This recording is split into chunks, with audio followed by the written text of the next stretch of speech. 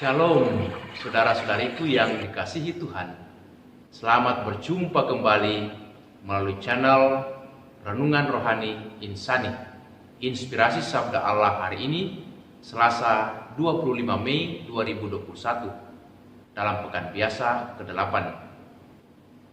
Mari kita berdoa dalam nama Bapa dan Putra dan Roh Kudus. Amin.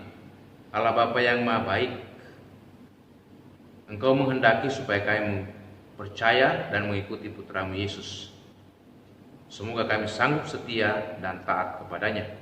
Demi Kristus Tuhan dan pengantara kami. Amin. Sabda Allah dari Injil Markus bab 10 ayat 28 sampai 31.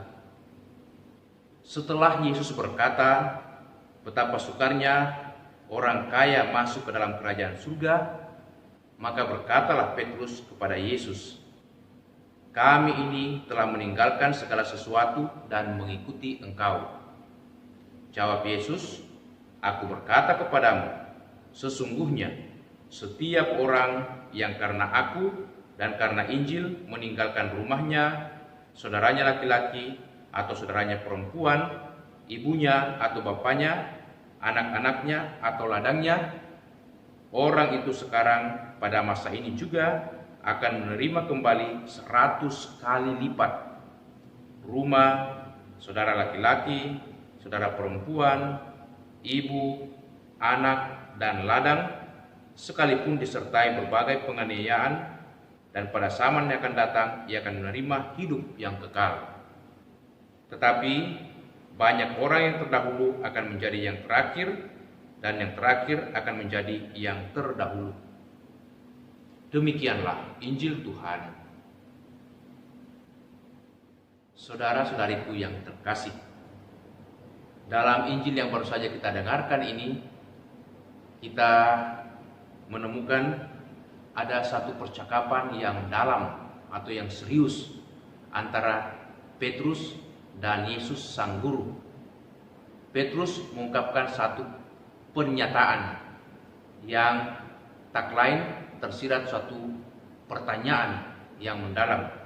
Petrus mengatakan, "Guru, kami ini telah meninggalkan segala sesuatu dan telah mengikuti Engkau." Tentu saja Petrus mau menanyakan, apakah untungnya mengikuti Engkau? Ataukah apakah manfaatnya percaya dan mengimani Engkau? Bukankah Yesus sendiri pernah mengatakan betapa sulitnya seorang kaya masuk ke dalam kerajaan surga daripada seekor unta melewati lubang jarum. Markus 10 ayat 23 sampai 25. Itulah sebabnya Petrus dipenuhi dengan pertanyaan yang ia ungkapkan dalam satu pernyataan yang serius. "Kami telah mengikuti Engkau dan kami telah meninggalkan segala-galanya." Ia mau katakan, apa sebenarnya yang boleh kami dapatkan? Upah apa? Untung apa? Nah, dengan demikian kita boleh mengatakan bahwa tema kita kali ini, adakah keuntungan atau adakah untungnya mengikuti Yesus? Memang kalau kita renungkan baik-baik, menjadi orang Kristen, menjadi pengikut Yesus, banyak tantangan, banyak kesulitan, bahkan banyak derita yang dialami. Kalau kita mencoba merenungkan kitab suci atau sabda Allah, baik dalam perjanjian lama maupun dalam perjanjian baru, betapa banyak tokoh-tokoh dari kitab suci yang setia, yang taat dan hidup benar, mengalami derita, mengalami tantangan, kesulitan, bahkan taruhan nyawa.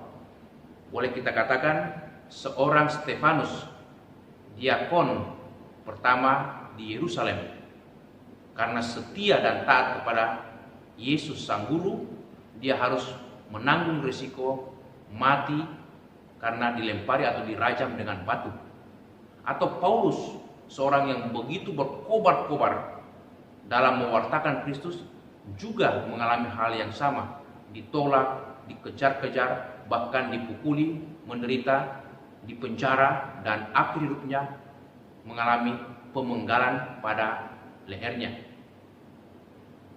Itulah barangkali boleh dikatakan sebagai salah satu upah mengikuti Yesus.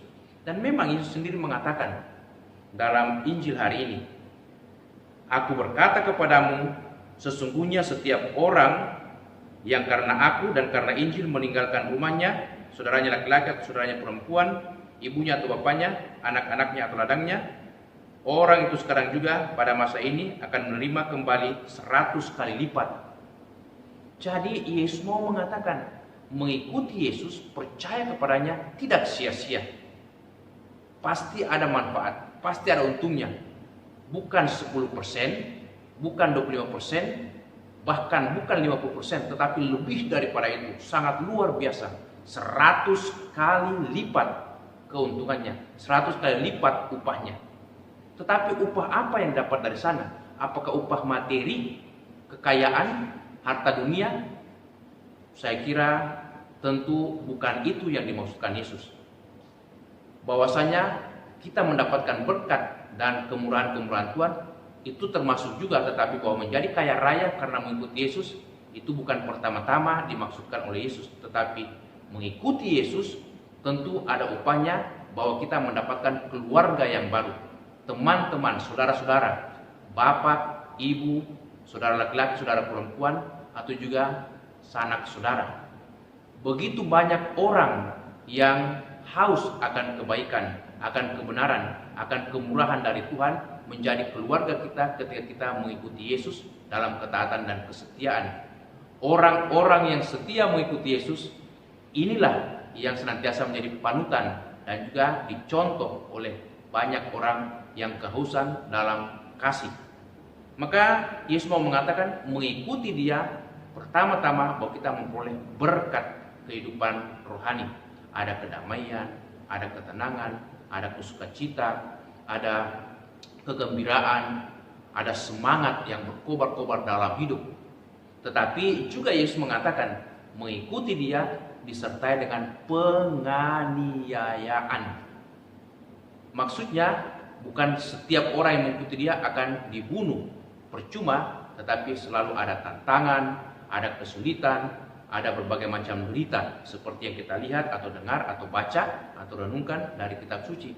Begitu banyak tokoh-tokoh besar dalam kitab suci mengalami derita, mengalami tantangan, bahkan juga mereka betul-betul mengalami yang namanya salib karena mengikuti Yesus. Nah, Yesus mau kita juga mengikuti Dia, tetapi Dia memberikan jaminan bahwa ketika kita taat dan setia kepadanya, ada kehidupan yang kekal menyertai hal-hal berikutnya. Artinya jaminan keselamatan kekal senantiasa menjadi milik setiap orang yang taat dan setia mau mengikuti Yesus. Semoga kita berani mengikuti Yesus, bukan karena kita mau menjadi kaya raya, bukan pula karena kita menjadi terhormat atau tersohor, tetapi karena kita mau berbagi kasih, berbagi sukacita, dan bahkan juga mengalami sukacita itu yang berlimpah-limpah, dan bisa kita menjadi berkat, sarana penyaluran rahmat dari Tuhan. Bahkan kita juga memperoleh jaminan kehidupan yang kekal. Semoga kita semakin setia dan taat kepada Tuhan kita Yesus Kristus. Amin.